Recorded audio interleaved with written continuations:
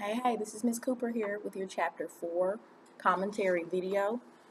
This week we're going to be looking at the aftermath of the American Civil War. We're going to be answering a question about revolution and war changing society. Okay, those are some things that we're going to look at in this week's material. So you have a document that I've given you, and always go to the bottom for the right page number. This is page 7 that I'm reading from, so kind of follow along. I'm going to summarize and provide some commentary. So it starts off talking about Jonathan Gibbs. He served as Florida's Secretary of State and Superintendent of Education. Between 1869 and 1901, there were 20 African American representatives and 2 African American senators. They were Hiram R. Revels and Blanche K. Bruce of Mississippi. They both sat in the U.S. Congress. But black political power was short-lived. Northern politicians grew increasingly conciliatory to the white South, so that by 1872 virtually all leaders of the Confederacy had been pardoned and were again able to vote and hold office. By means of economic pressure and the terrorist activities of violent anti-black groups such as the Ku Klux Klan, most African Americans were kept away from the polls. By 1877, when President Rutherford B. Hayes withdrew the last federal troops from the South, Southern whites were again in full control. African Americans were disenfranchised by the provisions of the new state constitutions, such as those adopted by Mississippi in 1890 and by South Carolina and Louisiana in 1895.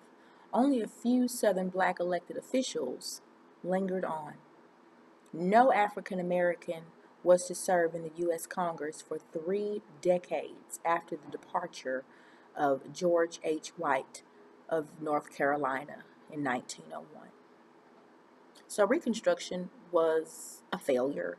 The goal was to protect African Americans. The goal was to make sure that the constitutional rights were upheld and that there should have been accountability on behalf of the Confederate insurrectionists. And they all got pardoned.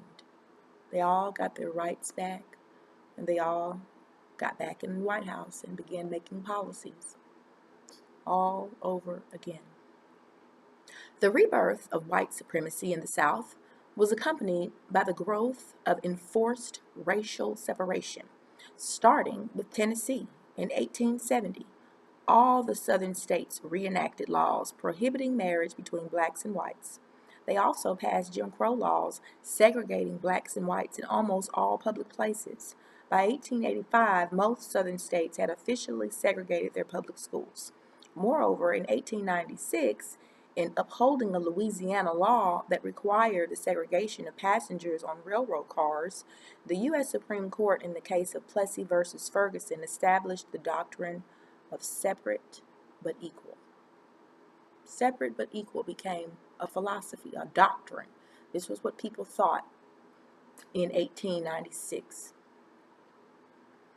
In the post-Reconstruction years, African Americans received only a small share of the increasing number of industrial jobs in the southern cities, and relatively few rural African Americans in the South owned their own farms, most remaining poor sharecroppers heavily in debt to white landlords. The largely urban northern African American population fared little better. The jobs they sought were given to European immigrants. In search of improvement, many African Americans migrated westward. During and after the Reconstruction period, African Americans in cities organized historical, literary, and musical societies. The literary achievements of African Americans included the historical writings of T. Thomas Fortune and George Washington Williams. The Life and Times of Frederick Douglass, written in 1881, became a classic of autobiography. Blacks also began to make a major impact on American mass culture through the popularity of such groups as the Fisk Jubilee Singers. So even when the African American found themselves beaten down, bamboozled by a system set up that was against them in the first place and pretended to be for them and ultimately turned its back on them. You see, the African American spirit still strong, always has been, probably always will be. The age of Booker T. Washington. From 1895 until his death in 1915, Booker T. Washington, a former slave who had built Tuskegee Institute in Alabama into a major center of industrial training for African American youths, was the country's, let me start back again. He built this institute in Alabama into a major center of industrial training for African American youths, and he was the country's dominant black leader. In a speech made in Atlanta in 1895, Washington called on both African Americans and whites to cast down your bucket where you are. He urged whites to employ the masses of black laborers. He called on African Americans to cease agitating for political and social rights and to concentrate instead on working to improve their economic conditions. Washington felt that excessive stress had been placed on liberal arts education for African Americans. He believed their need to earn a living called instead for training in crafts and trades. In an effort to spur the growth of African American business enterprise, Washington also organized the National Negro Business League in 1900. But black businessmen were handicapped by insufficient capital and by the competition of white-owned big businesses. A lot of people did not like the ideas that Booker T. Washington proposed. He said we should fight for rights. We should be, we're supposed to get our rights. Remember the 13th, 14th, and 15th Amendment.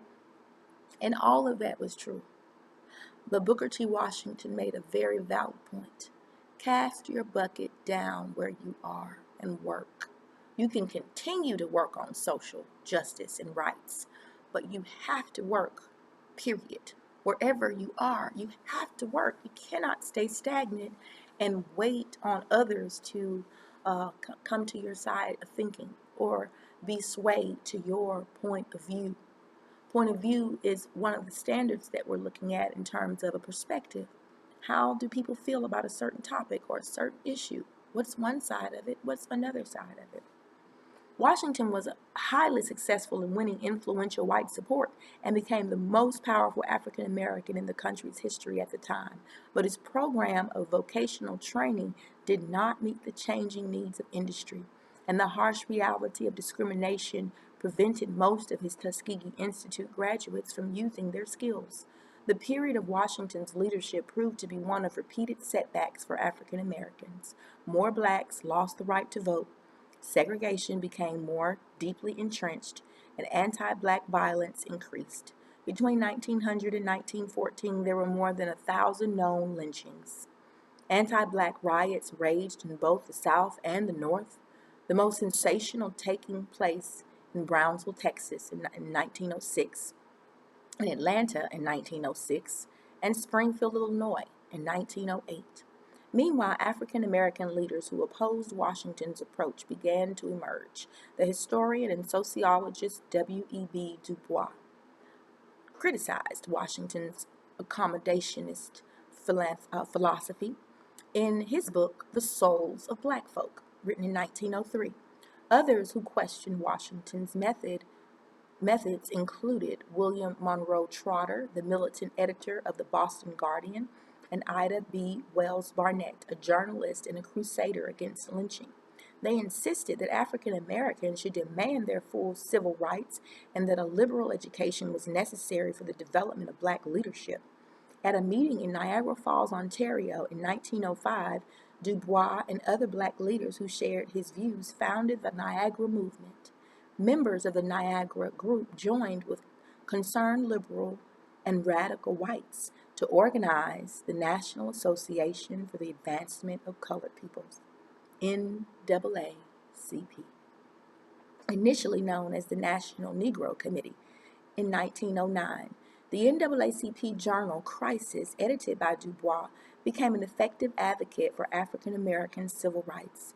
The NAACP won its first major legal case in 1915 when the U.S. Supreme Court outlawed the grandfather clause, a constitutional device used in the South to disenfranchise African Americans. So they put a law in place that said if your grandfather was a slave, then you can't vote. If your grandfather was a slave, then you can't vote. Yeah.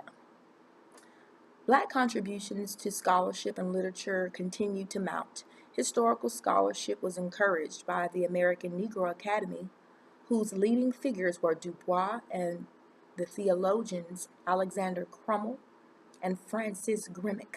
Charles W. Chesnutt was widely acclaimed for his short stories. Paul Laurence Dunbar became famous as a lyric poet. Washington's autobiography, Up from Slavery, in 1901, won international acclaim. So, that's your commentary video for Chapter 4. Thanks for listening. Thanks for being here today. Follow all of your instructions, and I'll see you next time.